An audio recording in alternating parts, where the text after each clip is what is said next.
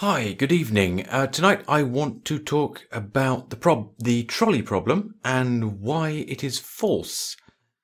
This is something that's annoyed me for quite some time, but as it turns out, the falseness of the trolley problem is not actually about false morality. Just in case you're not aware, the trolley problem is the idea, it's the name given to the idea of a particular thought experiment which is supposed to examine your ethical or moral judgment. The idea is as follows. There are a group of people in danger. It's called the trolley problem because it used to be based around the idea of a trolley car going out of control. The theory being that there's a group of people on the track, they're about to be hit by the trolley car, and you have the possibility of pulling a lever that will redirect the trolley car onto another track, on which there is one other person. And that person will obviously therefore be hit by the trolley and die. And there are lots of corollaries to this problem, which often talk about, whether or not you're an employee of the trolley company, whether you're in some way formally responsible, whether you're responsible for the danger being there in the first place. But the theory is that some people will say that they do nothing because in principle they would do nothing because they don't want to take responsibility. Some people will say that yes, they would redirect it because then less people would get harmed. But the whole problem is false because this is not how human beings judge morality. And as in a great many cases with thought experiments, what's missing is the element of time. I often say it's the dimension. The dimension of time is missing from the problem because the way in which, in reality, we human beings, as individuals and as societies, judge somebody else's ethical judgment and therefore somebody else's responsibility is actually after the fact. We make the judgment afterwards, not beforehand. And we make the judgment afterwards based on what we understand about how the person involved took responsibility. So, suppose this actually happens in real life, because this is how moral judgment works in real life. If this actually were to happen in real life, so some bystander pulls a lever, the trolley car changes direction, it hits only one person.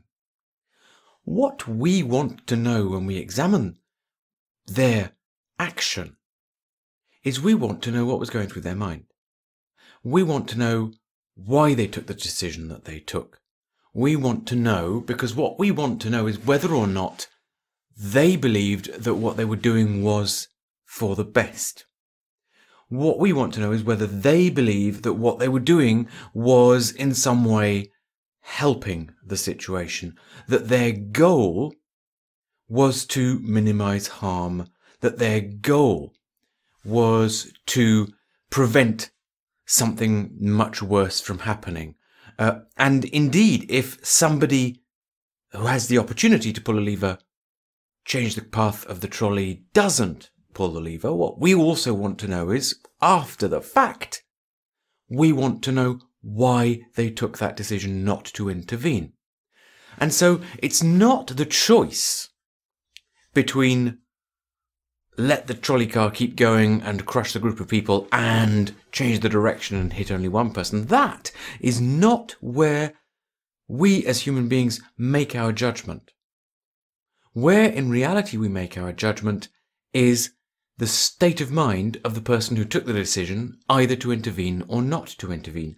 Now, why does this matter at the moment? This matters at the moment because there's a great deal of discussion going on about autonomous vehicles and the ethical choices that they will make. But logically, an autonomous vehicle doesn't make an ethical choice. Not because it's incapable of ethical judgment, that's unimportant. Because the only thing the autonomous vehicle does is choose between, let's imagine an autonomous car is driving along and it can either hit a small group of school children or it can swerve onto the pavement and it can hit an elderly gentleman. Somebody will have programmed that vehicle to do one or the other, or to attempt a third way, because that's the other flaw in the trolley problem, is that in real life there is usually more than two options. There is very rarely in real life a choice between only two possibilities. But let's imagine that there was. The autonomous vehicle will do what it has been programmed to do. So even if it does what it's been programmed to do after it happens, what we are going to want to know is, how did the programmer think in order to decide what to program the autonomous vehicle to do? So it's still going to be, after it happens, that we want to know whether or not a choice that was made that we can feel was an ethical or feel was a moral choice. It's still not a matter of deciding what is, in absolute terms, ethically better to do.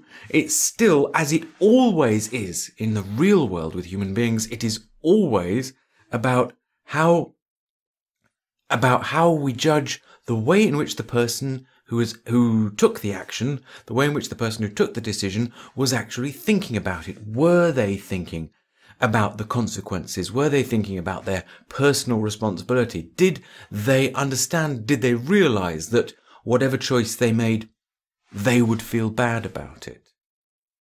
Because if they did, we are likely to be more forgiving, we are likely to judge them less harshly, we may even choose to decide that they took the right decision.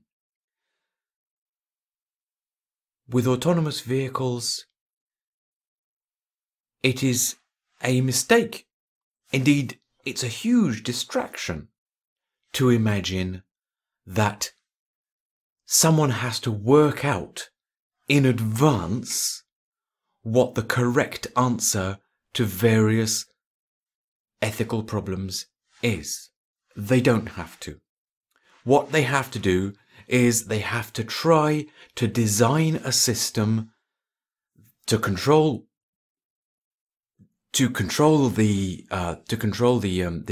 computer that's driving the car that will minimize risk as much as possible. That is their responsibility, and if that is what they have attempted to do, we will tend to judge them well. Indeed, it is highly likely that if an autonomous vehicle killed a group of people, and we then conducted an investigation and we discovered that the programmer who designed the computer had actually said to himself that he was the person who was entitled to make these life and death choices, that because he was in this position and he had the power to do it, that it was up to him to decide what was right or wrong.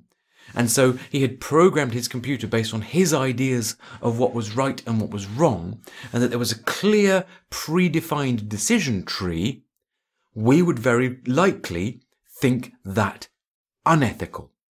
Whereas, if the programmer said, well, no, what he tried to do was design a system that would minimize risk in all possible circumstances, and this is theoretically possible without even thinking what all possible circumstances is, if that was what he was trying to do, we would likely think him moral. So the solution, as always, the solution in every situation is to take the decision that you think is going to result in the least harm. That's all, and that's the best that anyone can do. Thanks for watching.